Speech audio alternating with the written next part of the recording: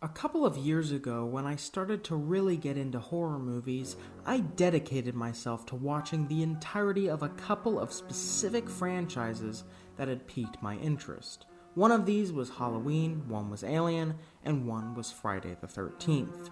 I've already reviewed all of these series over the past 3 years, but there's still one franchise I fell in love with early on that I have yet to review. So today, I want to finally take a look at The Conjuring. This series has been developed into a fully interconnected universe with many spin-offs like... oh god...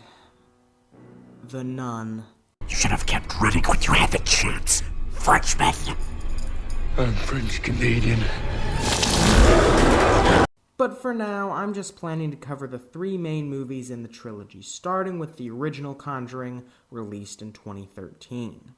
Obviously inspired by classic haunted house horror films from the 70s and 80s, though mainly the Amityville Horror, The Conjuring does a great job of immediately bringing back the central ideas of those classic films.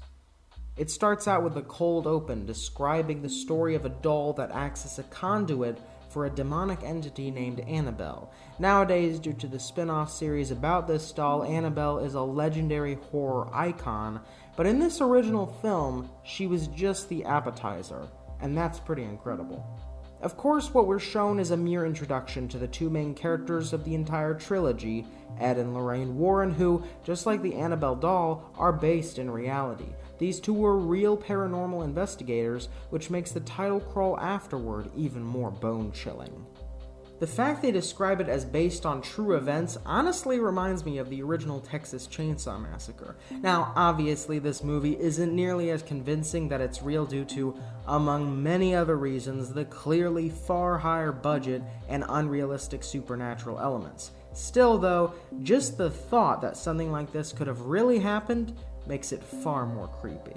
However, if we wish to discuss reasons this movie is compelling, that comes in the form of the other characters, namely the main family. The 5 daughters, as well as the parents, but especially the mother, are played very well, which helps the audience to sympathize with their difficult and terrifying situation. This movie has a pretty good atmosphere, harkening back to the 70s and all, especially once the Warrens use older technologies like tape recorders, which stylistically perpetuates the aura of the older supernatural horror films that inspired The Conjuring in the first place. What's really great here is how it's all structured, though. There aren't any real jump scares until half an hour into the movie, but once they start... oh, Jesus.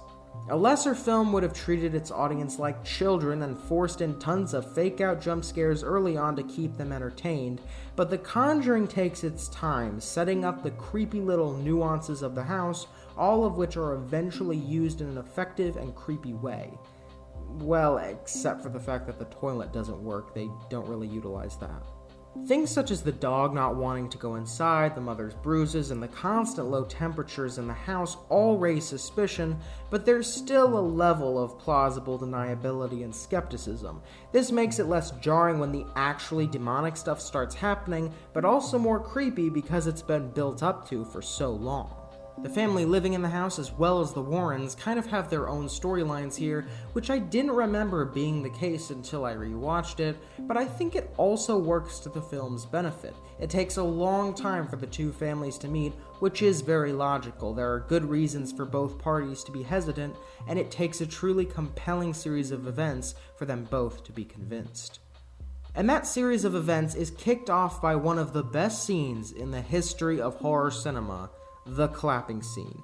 In 2 previous scenes, this clap and go seek game has been set up, as well as the creepy boarded up basement and its broken light.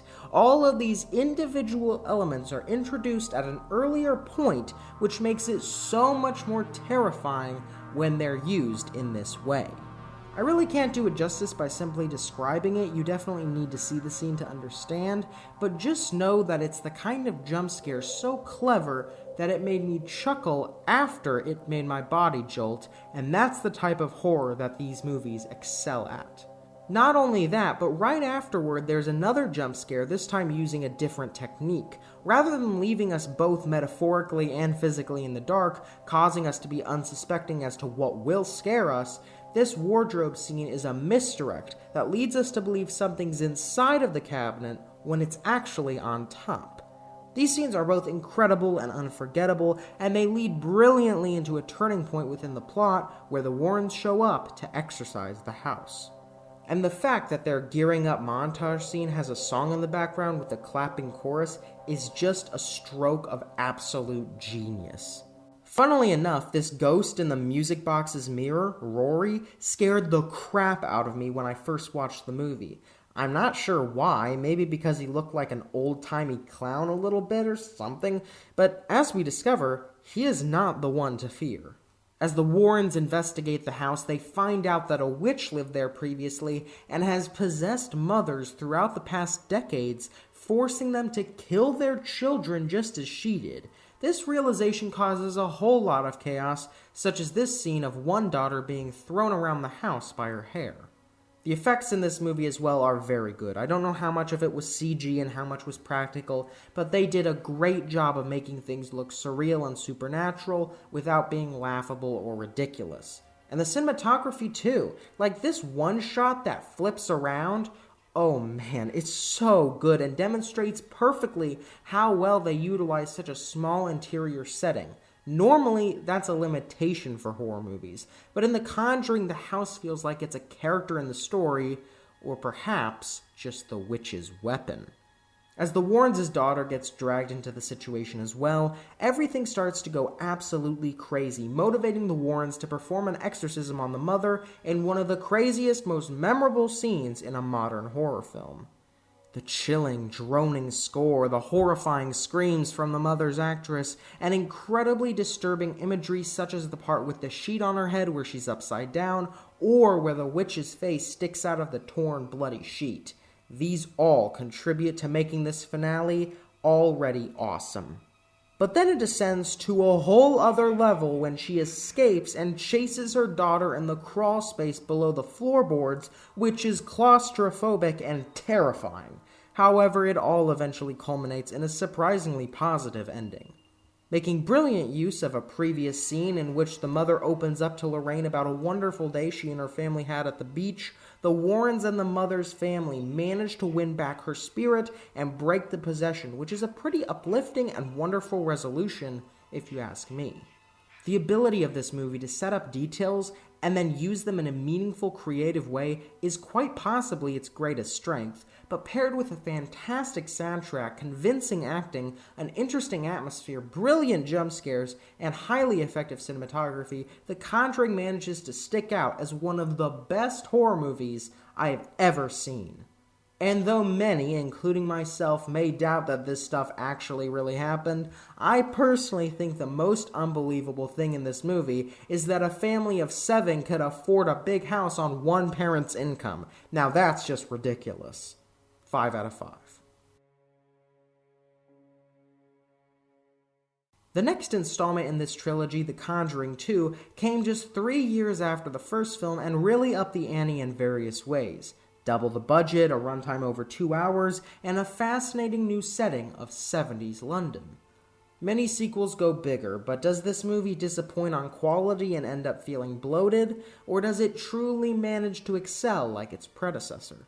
Well, we start off pretty strong with a very dark and disturbing cold open, this time showing us Ed and Lorraine's experience at the Amityville house. This scene actually ends up playing a major role in the movie, and it's got a very creepy aura to it, especially when Lorraine is playing out how a man murdered his family there. It's some heavy stuff. But then, after this, we're introduced to a quaint, small British family living in northern London. Their father has left them, so it's just a single mother and her 4 kids, and their poor financial and societal situation makes them pretty easy to sympathize with from the outset. Things take a while to get going in terms of the horror, but it's all in the service of meticulously setting up the characters and elements that are used in those scary scenes, like in the last movie.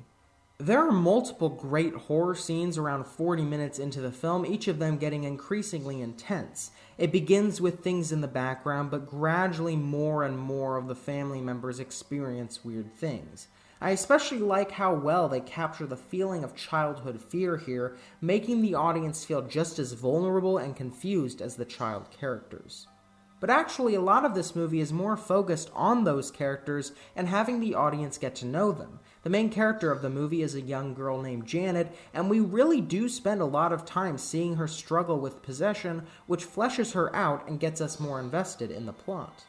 As more and more incredibly creative and surreal scenes play out, we're sucked into the nightmare that the family is living through, and certain scenes stick out, such as the Crooked Man one, which makes great use of stop-motion animation to create an uncanny effect.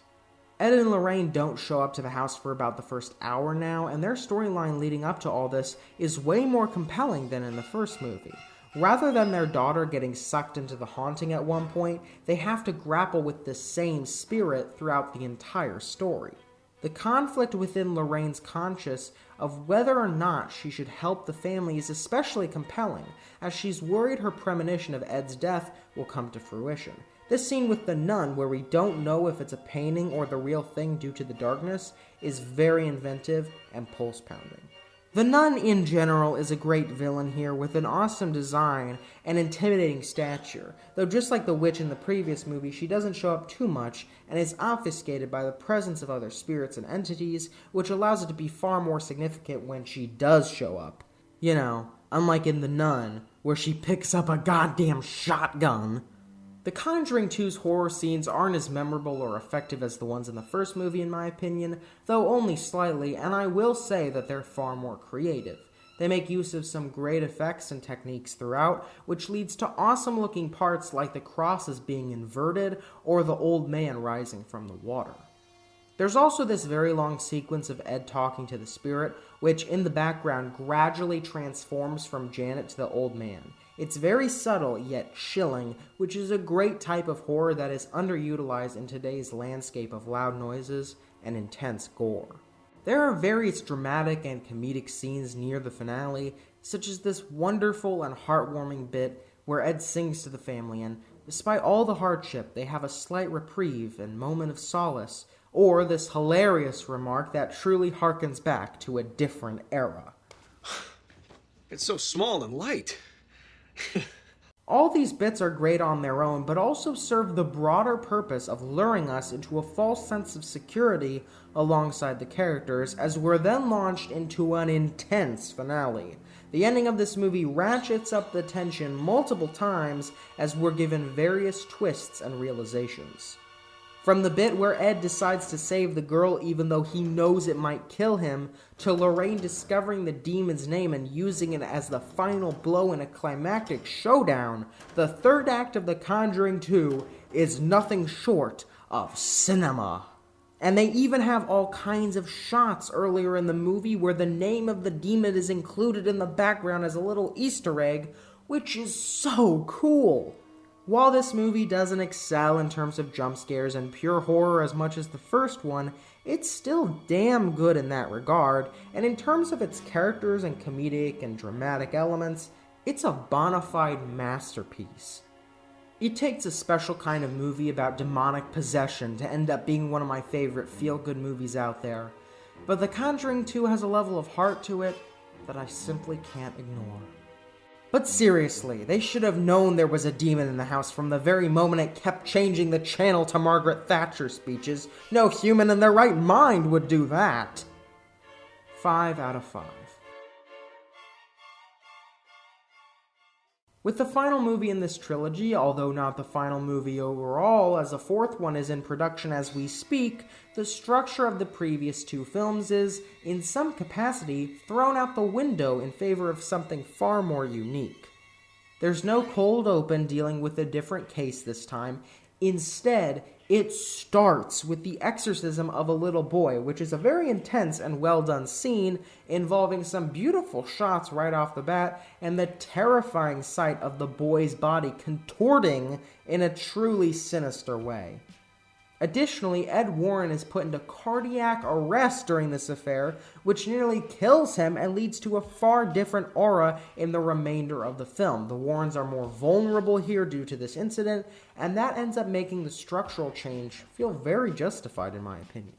You see, this isn't so much a horror movie as it is a mystery movie with horror moments. There are fewer scary scenes and jump scares, and the movie actually focuses on the Warrens reverse engineering the events leading to a possession. The setup follows the fact that after this boy's exorcism fails, his sister's boyfriend Arnie jumps in and asks the demon to take him instead, which eventually causes him to murder someone. However, to prevent the young man from being charged with the death penalty, the Warrens must build a case that he was under the influence of demonic possession, which is really unprecedented. Also, by the way, I think if this movie really shows us or tells us anything, it's that the death penalty probably isn't the best idea, but hey, I'm just saying. What's really interesting, though, is that the entity seems to fade away and then return at various moments, and as the Warrens explore further, we realize that it's actually a witch's curse, which I think is a really interesting new spin, as it causes both the audience and the characters to wonder what's really going on for the first act or so of the film. There are a few horror highlights, such as the very suspenseful bit in the morgue with that gross reanimated corpse, the creative waterbed jump scare, or this shocking moment where Lorraine is nearly dragged off of a cliff. The characters aren't as strong here as in the previous two films, but the Warrens are still a good set of protagonists that anchor the film in heart and optimism, especially as flashbacks of them having first met play a role in getting the audience more invested in their struggles. Plus, the comedic edge hasn't left with this new entry, and it looks absolutely stunning. Like, seriously, this is easily the best cinematography in the series. From the cinematic look of the final showdown, to the sinister and intense lighting in this scene, where it's all dark except for the furnace. Since the horror isn't the main strength of this film, I think its polarized and mixed reception is somewhat understandable, but I think the strong 80s atmosphere, beautiful look, further development of already great characters, and the intriguing mystery absolutely make up for it. And it's not even like the horror aspect is totally lacking. There are, of course, those highlights I mentioned, but the finale as well is just as crazy, intense, and nail-biting as its predecessors. So many crazy things happen, from the witch, who works pretty well as our first human villain if you ask me, killing her father, to Ed being cursed and coming for Lorraine in a truly Shining-esque segment, and the crazy situation in the prison where the curse is set to go through and kill Arnie. It does feel slightly unfocused, but that's only because it's also very ambitious. I think it could have benefited from a longer runtime, more in line with the second film, but at least everything comes together brilliantly in the end, utilizing the bonds between the characters to capitalize on a wonderful message. This message of good overcoming evil, hope overcoming fear, is a really great one to have in a horror movie, and it's reinforced here to an appropriate degree. And the ending lets everything throughout this trilogy come together very well, as Lorraine manages to save Ed's life with the heart medication pill she saved in the very same locket that her daughter gifted her in the first movie. While I think this movie is kind of odd and a little forgettable with a few silly or ineffective moments, it was far better than I remembered, and I'm now able to appreciate how it tries out something new and succeeds to a great degree. Not as good as the first two, but this is a damn good time that's got a lot going for it. 4 out of 5. So there you have it, everyone. One of my favorite movie trilogies ever, let alone horror series. I really enjoyed going back through these movies, and I'm actually quite excited for the future. Not only are they making a 4th Conjuring film, but there's also the whole universe of these movies for me to still review. I've actually been hearing great things about the most recent entry. What was that one again? Oh, God. I'm gonna have to review that next, aren't I?